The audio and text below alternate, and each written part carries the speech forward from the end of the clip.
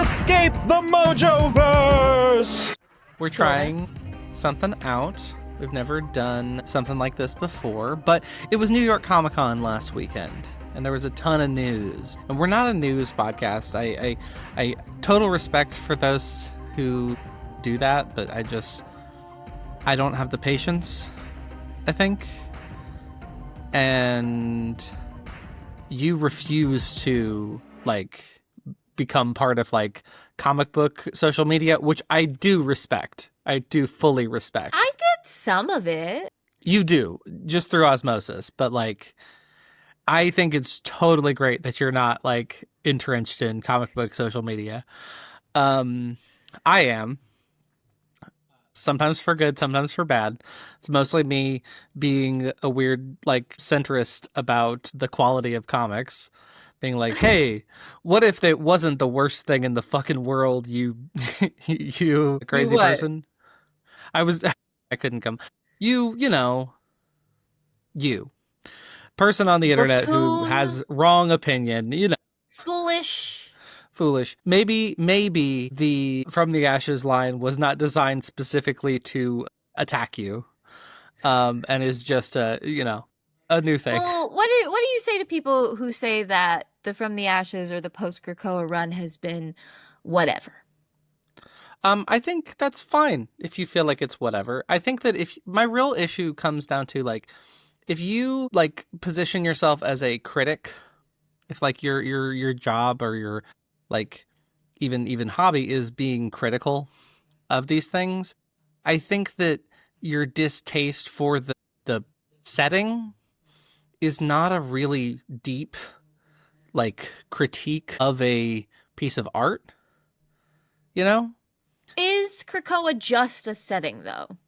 No, and it's not. It's more than that. And I think it's so much more collaborative but if you wanted to play devil's advocate, you could also say Krakoa is a really shrewd business model where the only time you really ever had to buy all of the X-Men books was during Krakoa. Nowadays, if you only like Adjectiveless X-Men, you could just read Adjectiveless X-Men and get a unique solo experience. I don't think that was true of Jerry Duggan or Jonathan Hickman's X-Men books, though I liked both of them. I think that they really needed you to also be reading, the other books around Krakoa. And there is part of that is a good business decision for Krakoa, right?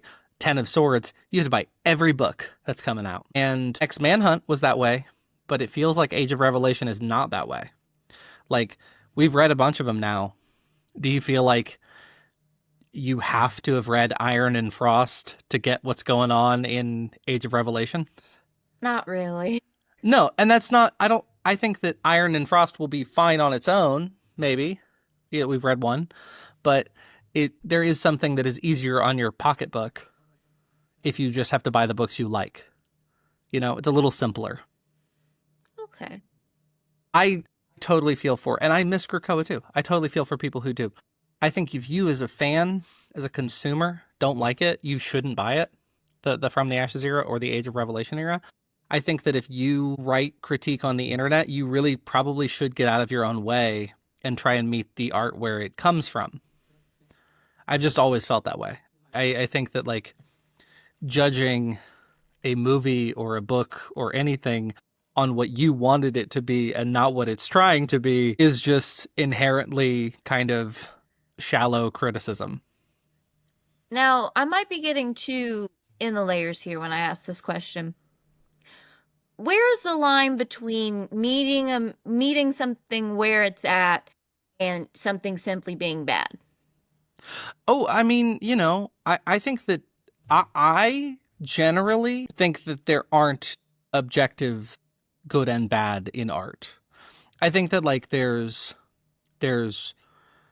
art that is problematic, and if it hurts you in that way, then it is bad. And I think there's art that's hateful, even, and if it hurts you, then that's bad, right? But I think the quality is not a thing we can have a universal answer for. That said, you're not wrong, right? If you're I don't connect with this. But if you are positioning yourself as someone who gives critiques of books, then you should try and figure out what the book is trying to do. You know? And If I'm just playing devil advocate here. you're devil's advocating my devil's advocate. Oh shit, what are we doing? You're God's advocate, I guess. I think we've done. Is this how we talk all the time?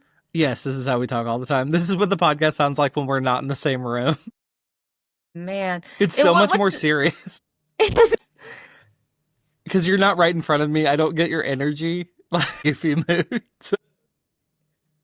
I can't. My silly, goofy mood aura doesn't go through walls. Truly, though, the last thing I'll say about this, if you don't like the From the Ashes era, I have no problem with that. There are books about it I didn't like. I think that my big take on the internet has been to be loud about the books that I do like. And those moments where I'm like, I think this one's going to age well, have been the moments that I've received the most, like, weird, like, pushback, you know? And that's always weird, because it's like, if I dislike something and you tell me you like it, I'm so excited to hear why you like something that I disliked. But if I like something and you want to try and convince me that I'm wrong, like, it feels a little confrontational. Like, that reverse feels weird, right? Okay. Like, you're not going to convince me that X Factor was bad. You're not. You're just not. It was good. Mark's book is good. And it's okay that you didn't like it. It's totally fine that you didn't like it, but you're just not going to convince me. But if you liked Weapon X-Men, a book I didn't like, I want to hear why. Like, I really do sincerely want to hear what worked for you about it. I think what I'm realizing is that I don't know if you are so much a fan of the X-Men, or are you a fan of X-Men comics coming out and people's relationship to the comics? Oh, no. I really actually, that's the part of it I really like the least. I like reading the books and talking about them with you. I do that on the internet mostly as a, like, I can't go immediately make the episode with you. You know? Because I've read it now and you haven't. So I have to say something to, like, create my thoughts, get them in line a little bit. That's sort of Okay. like the process of the show for me. And just doing that out loud is mostly what my social media presence That's sort of so is. interesting that you use social media as sort of like a thinking process. That's, I think, a better use of social media than what it is traditionally used for. That's very interesting. I definitely don't look at social media like that. Yeah. I think We're of talking it as about very Blue much. Sky. Yeah. Mostly. Well, I think of it very much as like a representation, or it's like I just Mhm. want to, I or I feel like Instagram really is that, though. You're right. I yeah. get what you're saying. Okay, thank What are you. we talking about today? New York Comic Con, which was last week. Last week was New York Comic Con. Everybody was in New York talking about comics and mostly a lot of movies also. We're not going to talk about the movies or TV shows, though I'm excited for X-Men 97 season 2. That sounds fun. And I'm excited for Wonder Man. Like, there's stuff that I do want to happen. Oh, Wonder Man looks good. Wonder Man looks really good. I've always liked that actor. But we're going to talk today about all of the announcements from Marvel and DC. Okay. And one announcement from Boom, but it's just because it's very funny. And so the first thing, this happened like on the Thursday before the con, the Ultimate Universe, the 6160, is coming to an end in April. You have read all of the Ultimate X-Men and Ultimate Wolverine so far. Yes. How do you feel about the idea that the whole line is going to end? Well, I was really, really digging Ultimate Wolverine. Mm-hmm. And I think Peach Momoko could go on forever Yeah. with Ultimate X-Men. So I guess I feel like I have entered a very interesting age of comics where, like, as soon as I'm kind of getting in the groove of something, they end. Yeah, I think this year of the show will sort of see you experiencing some of that for the first time, right? Because Ultimate Universe is going to end, and then, I mean, we already stopped calling them From the Ashes. It's going to be Age of Revelation, and then it'll be the Shadows of Tomorrow, which, my opinions about the comics aside, I think Shadows of Tomorrow is a really bad name for a line. But the Ultimate Universe is interesting because it's the second Ultimate Universe, right? There was the 2000s Ultimate Universe, which was very like, we're in war in Iraq now and everything's changed, so we got to do a modern, hip, like, serious story where the Avengers are like war criminals. And like, you know, they're not books I have a ton of affection for, the original Ultimate Universe, because of that. They're really like, you know, 5 edgy, 3 me. I always do that wrong. It's 3 edgy, 5 me, right? Because 2 edgy, 4 me. Oh, I just say 2 edgy for me and hope that that I'm saying the number comes across. But I really like all of the books I'm reading from the Ultimate line. I'm not reading Ultimate Black Panther, mostly because my pull list is just so fucking long. It's huge. It's too big. But I love Ultimates by Dennis Camp and Juan Figueri. You have read 1 issue of Ultimates. Yes. Ultimates number 4. This is probably a good time if you follow us. We're going to be doing all, assuming that this is true, and the Ultimate Universe is going to end in April. We're going to do the entire Ultimate line in May for Ultimate.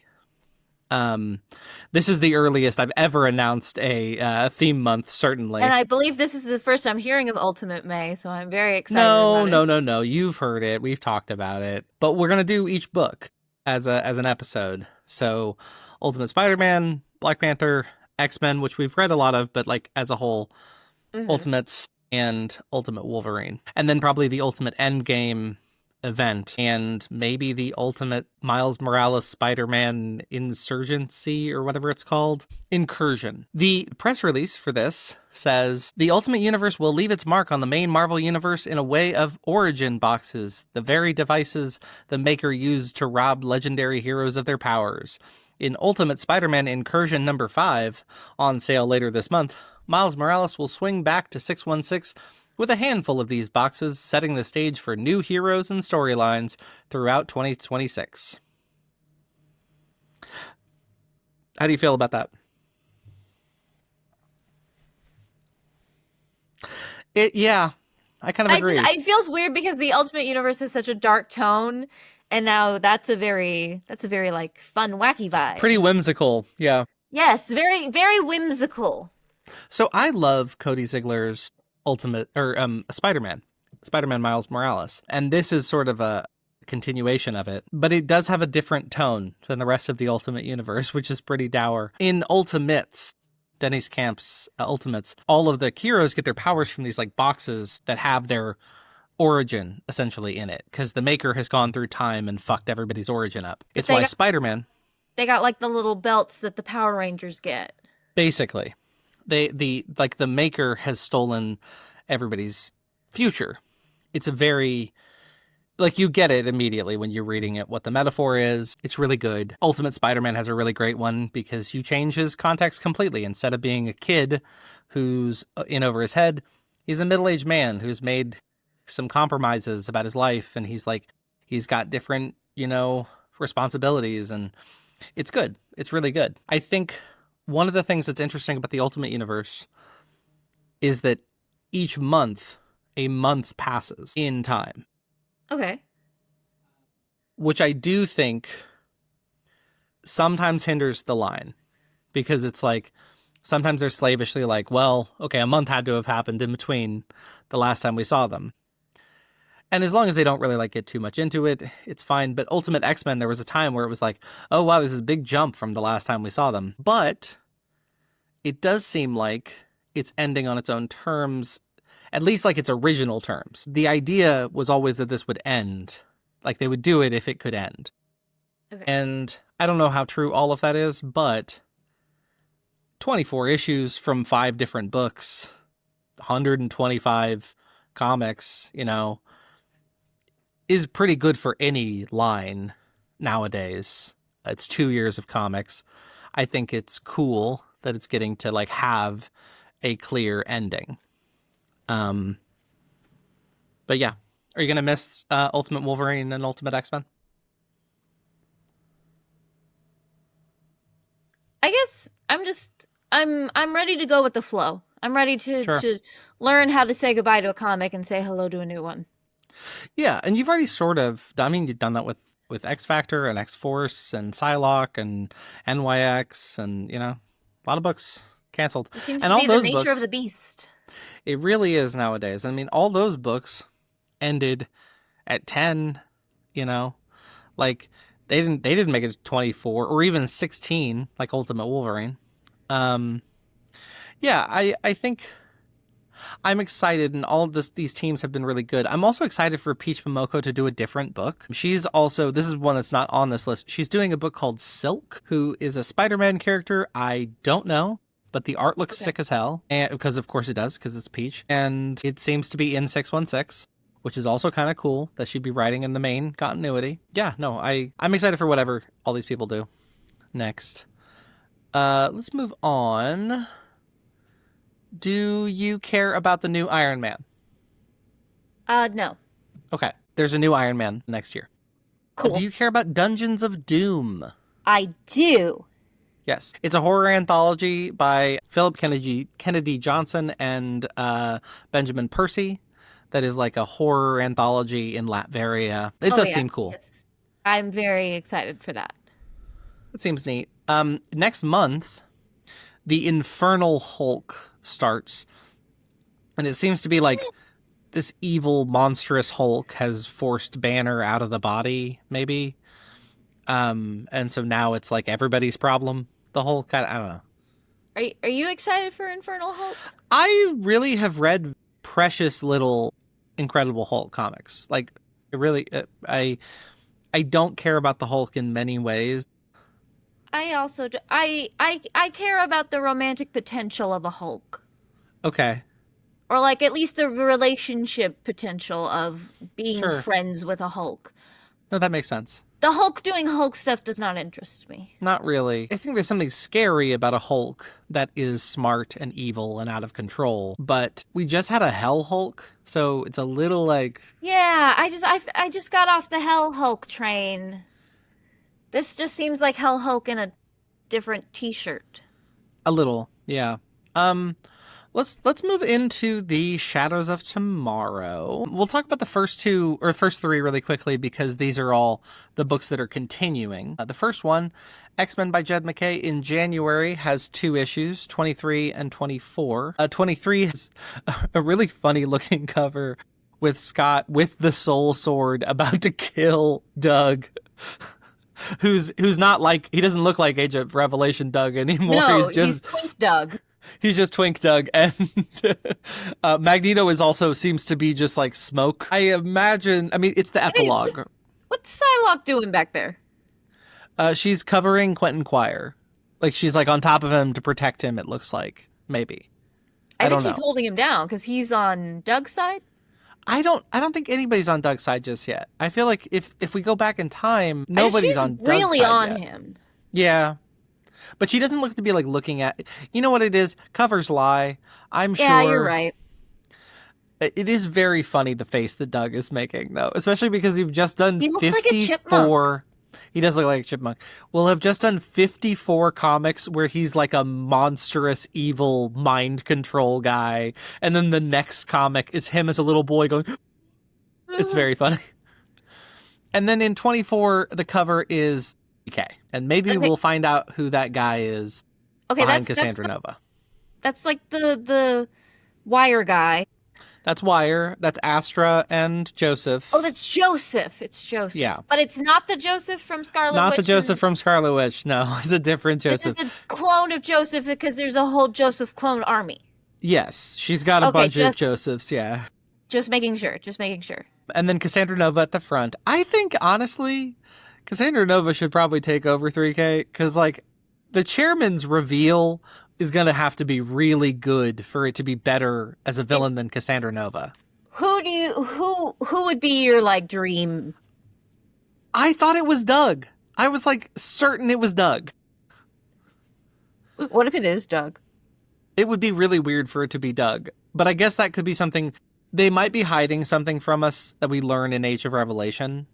Also, he's giving very Charles Xavier. he does look a lot like Charles Xavier. Yes. It could be like a Phantom X. I don't know. But there is a Phantom X in the Hellions, so I don't know.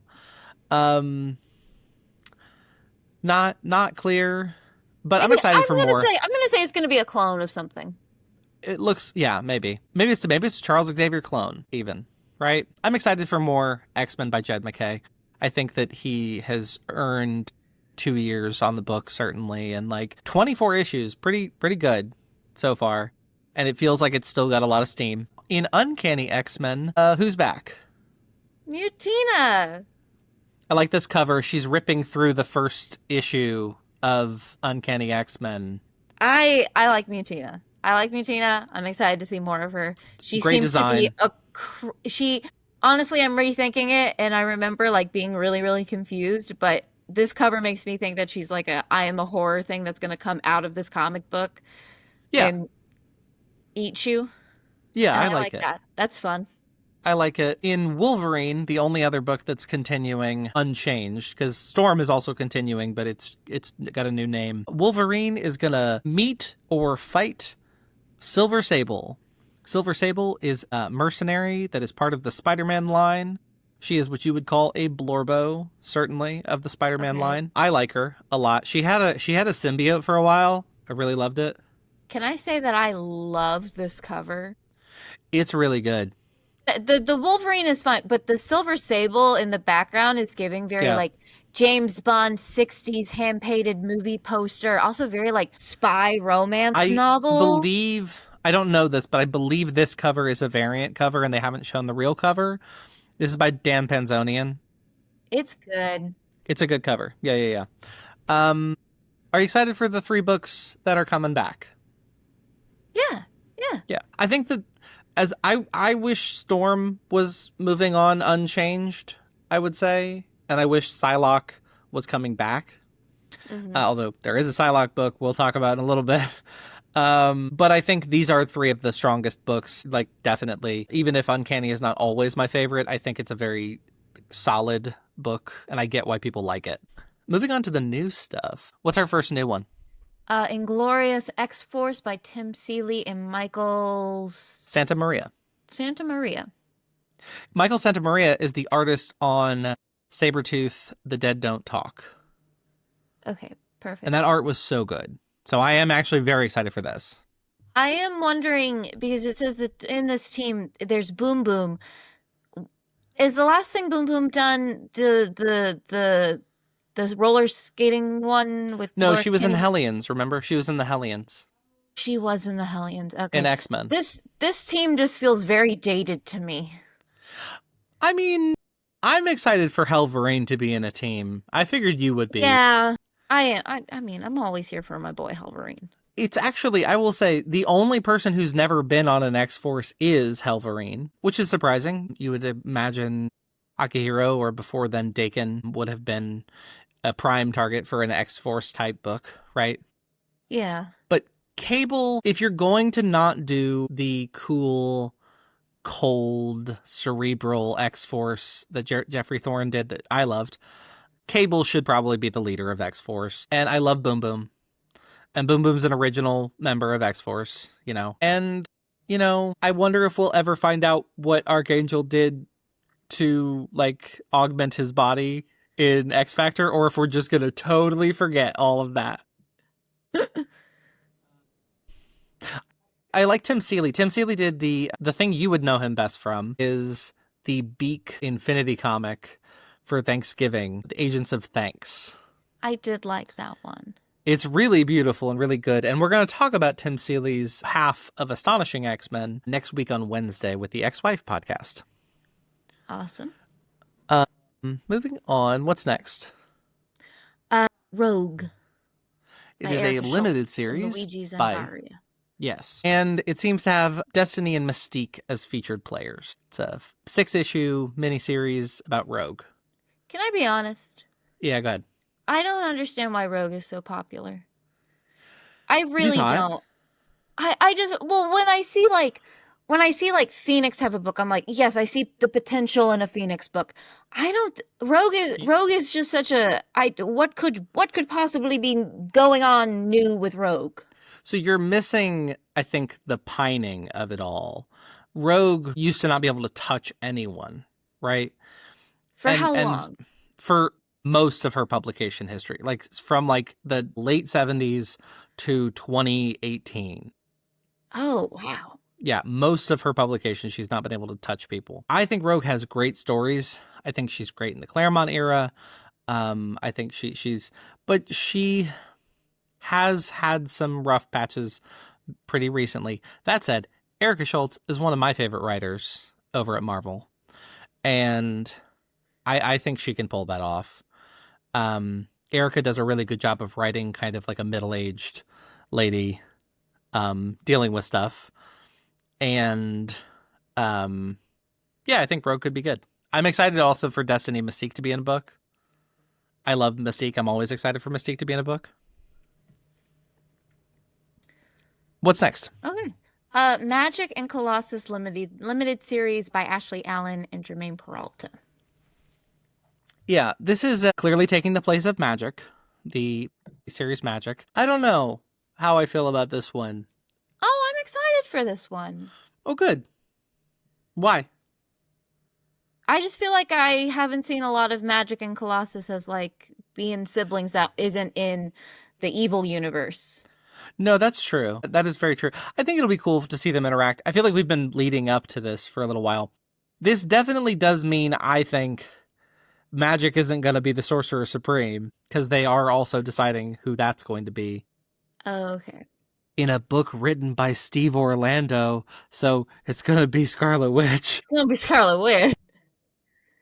But that's fine. That's totally fine with me. I like Scarlet Witch. But I think Ashley Allen's Magic is a book that I like but don't love, is what I would say. But I am excited to see more, and I hope that maybe she has more freedom to just do whatever she wants with these two. Maybe Magic doesn't come back to X-Men for a little while. That could be cool. What's next? Oh, Wade Wilson Deadpool by Benjamin Percy and Jeff Shaw. This seems like, because the last person to write Deadpool, Cody Ziegler, was writing a very wholesome, like Dadpool, basically, right? Mm-hmm. If you're going to, and I don't think you necessarily have to, but if you're going to walk some of that back and do a serious, grittier Deadpool, you can get basically nobody better than Ben Percy to do it. So it's not necessarily what I wanted next for Deadpool, but I think it'll probably be great. Okay. Yeah, the thing that interests me is that it's by Benjamin Percy. Yeah, it's definitely like the art team and the writers are what draws me to this at all. The next one I think we're both very excited for. This is this is like top of my list. So I'm most excited for this. The Cyclops Unlimited series by Alex Pactadel and Rogue Antonio. Cyclops trapped on a mountain without his visor. I love a simple premise. I love Cyclops, and guess what? He's lost on a mountain. Great. I love shit like Naked and Afraid, and like when they put people out in the wilderness, in like the Alaskan wilderness, and they go, oh, there's bears. Yeah, great. Show it to me. I love it. On the cover, he's kind of doing that pose Wolverine does when he's in the tunnel, like in the sewer during the Hellfire. Looking over his shoulder. And I he's think like, about that panel a lot, where he's looking up at the grate. It's an incredible. It's like the star turn for Wolverine. That panel. This looks cool. I'm excited. I love Alex Pactadel. He is such a smart, like brilliant writer, and I wonder what it means for the book titled X-Men, because X-Men, we know in issue 23, Cyclops is going to like attack Doug, maybe, and in 24 he's not on the cover because it's the bad guys. So is he going to come back? No. He's just lost on a mountain. This could take place in just a day. You're right. It could. And I imagine, though, that it could be a single, very stressful day. I imagine we will lose Cyclops from the adjectiveless book at least until this miniseries is over. That's my real thought. And I'm okay with that. Let Conan lead. Okay. You know? Next is Generation X-23. It's a Laura Gabby ongoing series by Jody Hauser with art by Jacopo Jacopo. Camagni, Yes. who is one of the artists on Scarlet Witch. I don't know Jody Hauser, although she seems to have done a bunch of Doctor Who comics and some Star Okay. Wars and Stranger Things comics as well. Okay. I love the idea of a book about Gabby and Laura, especially an ongoing, not a mini. I've seen people be frustrated that it's titled X-23 when she's Wolverine, but here's the deal. That's not a pun otherwise. If it was Generation Laura Kinney Wolverine, that's not funny. So, like, just let it be a pun, you know? You're just like, let's just keep the naming convention because it sounds It's better. okay. It does sound better. Like, it's a pun on Generation X, a book from the X-Men, and X-23, which is what Laura used to be called. It looks good. I'm excited. I think that those two characters are great, and I am excited that there's a new woman writing an ongoing in the X-Line. Next is Storm, Earth's Mightiest Mutant, which is going to be an ongoing by Maria Ayodelli and Frederica Manson. Yes, and we know from talking with Marewa that the war above all is what we're moving into. What that means, not sure. But I hope that it's as weird as the first Storm was. I hope that Marewa has not been cowed by fans not vibing with his book, because I think that the book is better for not being what people asked for. I think that a lot of times fans really like, I want this thing. No, you don't. You don't know what you want. Let an artist make something completely independent of you. I like that she has a big lightning sword. Yeah. That seems cool. She has 2 lightning swords, actually. I didn't realize that the first one was also in her other hand. Oh, shit. Yeah, I see it now. Are you excited for Storm to come back? Oh, yes. Always. Yeah.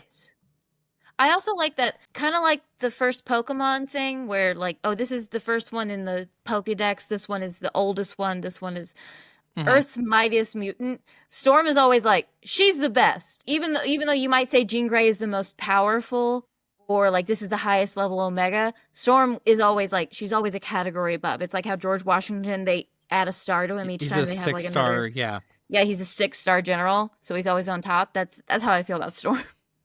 Yeah, I agree. The next one is Psylocke Ninja, and by Psylocke we mean Betsy Braddock, by Tim Seeley and Nico Leon.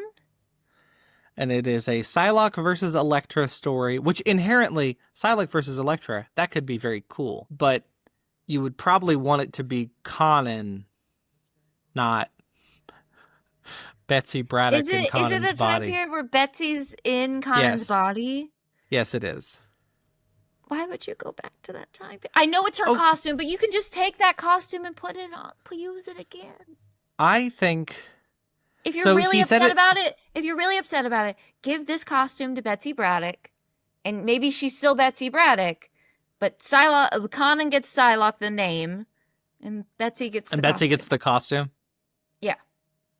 Maybe. Here's my thought about it. I think there's nothing wrong inherently with setting something in this pretty crazy time period, but you have to be very careful about it because there is an inherent, like, weird race issue. And probably, though I like Tim Seeley, you should have gotten an Asian person to write this, maybe, or a mixed person, right? Like, it's about a white woman inhabiting. I don't think you're going to get the kind of commentary that you want from this book. Exactly. And I don't think so. It reminds me of, and Tim Seeley said it is a spiritual successor to Rogue Savage Land, right? Okay. Where it's a book about a sort of like interesting time period that some fans like and some fans hate. I think most fans don't like the body swap time period, but the important thing to remember is Psylocke was a white woman in a Japanese woman's body for 20 years, you know? So it could take place any time, really, after that. I don't know. I guess maybe I hope Conan in Betsy's body as Revenge is in this book, maybe. I don't know how or what that would look like. But it's like, it's equality. I am going to wait and see, but I do think I don't know if we'll do it on the show until it's all done. I feel like we would run the risk of, if we do it issue by issue, like month by month, falling into the pits of like, oh, it's teasing something problematic, and then us not liking it because now we have a whole month to wait. I think if we read it all at once, we'll give it a fairer chance. Okay. You know? And then I wrote Marble instead of Marvel on this next thing. Do you want to read this? Marble is releasing 5 books to Webtoon. Astonishing X-Men, the 2004 Joss Whedon, John Cassaday one. Unbeatable Squirrel Girl, Stitch Samurai, the complete collection. Star Wars Darth Vader, Black, White, and Red. And Star Wars Lost Stars. Yeah, that's cool. How do you feel about Webtoon getting... Because Webtoon already has some DC books on it. Like they have... Honestly, there was a point, especially during the pandemic, I was always reading a Webtoon. And I think it is a good onboard to comics. And if they want people to be interested in their properties, I think it's a good move. Yeah. I hope it's not setting the stage for Disney or Marvel to buy Webtoon. That would be, I think, not great. Though this maybe does seem like that's what's about to happen. Although Warner Brothers didn't buy it, and they were putting the Wayne family adventures and a bunch of other things on there. I think comics is much more understanding of the need to not own absolutely everything. Because when you think about it, like, you have to rely on retailers. Yeah. And that you have to put more trust into third-party services. It is a pretty old-fashioned sort of like business that way. I'm going to talk about this next one because I'm certain you don't give a shit. Spider-Man Venom Death Spiral is coming out. Woo! And I am excited because it's a Carnage story with Eddie Brock Carnage. Eddie Brock Carnage is going to end next month, and I'm very sad about that. It's one of the books I've liked the most this year. I love Charles Soule, who I think is a genius. Al Ewing is writing Venom right now. I like that book. I will not read The Amazing Spider-Man. There's nothing you can do to make me read The Amazing Spider-Man. I'm going to have to read 3 issues of Joe Kelly's Spider-Man during Age of Revelation, and that's going to be too many. That said... I do love the symbiotes so much. The end. I'm gonna cut that part of you dunking on Spider-Man and put it on the internet so people can Please don't. I need people to have to listen to 42 minutes of us before they get to that part, okay? But next summer, we know the event for next summer, which is... What's the event? The Queen in Black. Is that going to be all of Marvel? It does seem like maybe it'll be a big crossover, that after Death Spiral, we'll move into this big one. Queen in Black is going to be Hela getting Null's power. It's also very interesting. Marvel Rivals has a Hela in the Queen in Black outfit and had it like months ago. So it's kind of Marvel Rivals made something first, and now the comics are going to kind of do something a little based on that. And obviously it takes a long time to write comics, so they probably just talk to each other. But I think it's interesting that it happened first in the video game. That is interesting. That's kind of cool. Let's move on to the DC stuff. I didn't realize how much they communicate with each other. Yeah. I mean, the Blood Hunt event in Marvel Rivals is nothing like Blood Hunt at all. They were like, the name? Okay, got it. They're like, oh, vampires, and there's vampires happening, and the sun is blotted out. Got that. And then Blade is like the hero of the Blood Hunt event in Marvel Rivals, and Blade is like the villain of Blood Hunt. It's really great. I liked Blood Hunt a lot. I thought that was really cool. At DC, Absolute Catwoman is getting a 6-issue miniseries, and I fuck with it. I'm so excited. It is by Shea Grayson, Scott Snyder, and Bengal. Bengal, if you go to their Instagram page, has really, really incredible, cool art that seems like it'll fit right in with the other weird art of the Absolute line. Okay. I think it's cool that the Absolute books are doing a miniseries. I love Selena Kyle so much. Tell me about that. I think she is the sort of like the key to unlocking how Batman can be a moral character a little bit. He's a billionaire, right? He's a billionaire, and he's like sort of, he roughs up like poor people in the Bowery, right? Like he can be seen as kind of a bad guy in many ways if you have sort of leftist beliefs. But Catwoman, who is this like sort of selfish person who slowly has to like be a more noble person, especially like the Ed Brubaker era where she's like saving prostitutes and other women on the street from attackers. Like she's doing the work that Batman doesn't really have the bandwidth for. You know, he's got to like fight Darkseid sometimes, so Catwoman can do like the actual normal stuff. I think Selina is just such a cool character, and she's so great. I enjoy her on page almost always. I am almost not a good person to ask if a Catwoman comic is good or not, because I will almost always say yes. Like, yeah, you should read that. Of course, you should read that. Yeah, that's how I feel about Selina Kyle. So of course I'm excited for this. I like that she has a black mask, sort of mask, the mirror with the cat ears. The pitch is that she is basically Batman, where she's got all the gadgets and stuff. Hell yeah. I think that's super cool. I really like her in the issue of Absolute Batman that I've read and you haven't. Yeah, that's it. It's really good. I'm excited.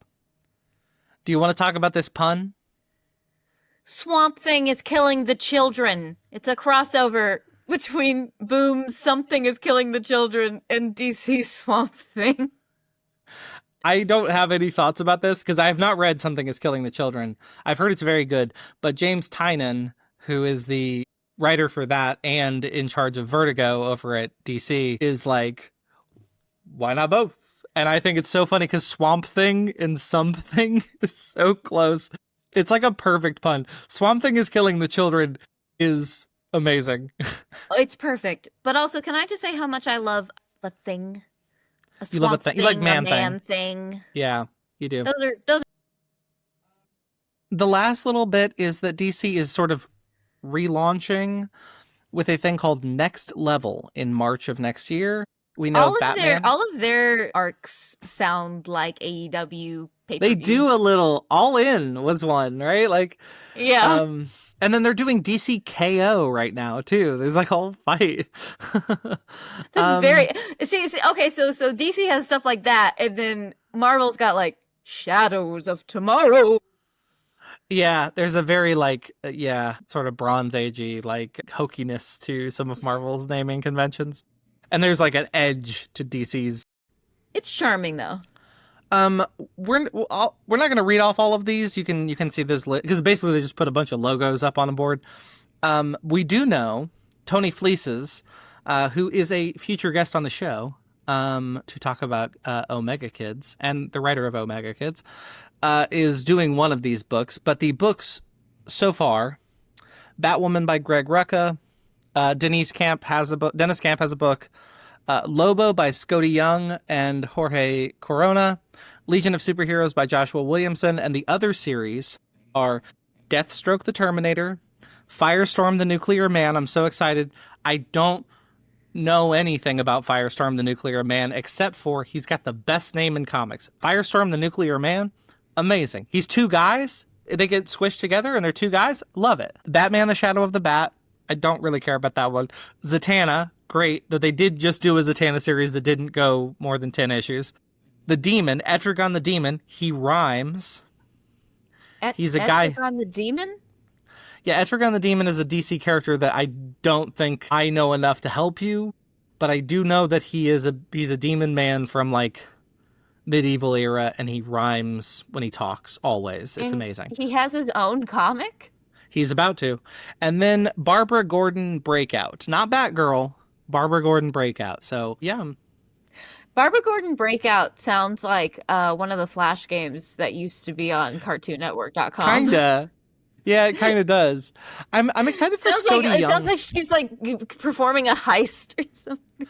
I'm excited for Scotty Young to do Lobo. Scotty Young does I Hate Fairyland, which is, you've probably seen the covers for those. They're those little like chibi looking gremlin guys. If you've seen a cover where like Batman has like a big bobblehead and he's got like a little body and then he's like saying something, That's a Scotty Young cover. There's a really great Oh, one did he of do an X-Force. X-Force variant? Where Okay. he's talking about Ford just talking about his like, I cut the legs off this pants so you could see my cool metal leg. That's the cover for that one, and the rest of the team are like, it's very good. I will say that I think I'm a sucker for how DC names their comics. Deathstroke the Terminator, amazing. Firestorm the Nuclear Man, perfect.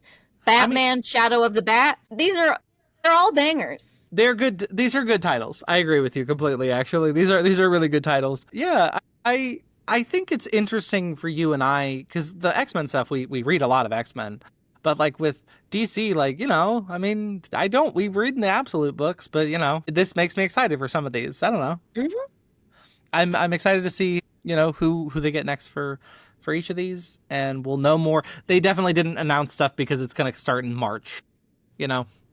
Yeah. And they don't want to be like, hey, in 6 months. I say that having pitched what we're going to talk about in May on the show. Hey, if you can remember it, more power to you. Yeah, I can. See, the thing is that I think things and then I forget them. This has been a Mojoverse Extra. I wonder if I'm going to be brave enough to post this on the YouTube, honestly. But I think it's perfect as audio as well. It could be good as audio. We don't do that. Our logo is by Emily Cardamus and our theme song is by Megan Linnaeus. You can support us at mojoversepod at gmail.com. That's our email. You can support us at patreon.com. You can support us with a nice comment at mojoversepod@gmail.com. Send us a nice but you can email. also support us at patreon.com/escape the Mojoverse. Way to go. Bye. Escape the Mojoverse, you might be thinking that you're cursed, but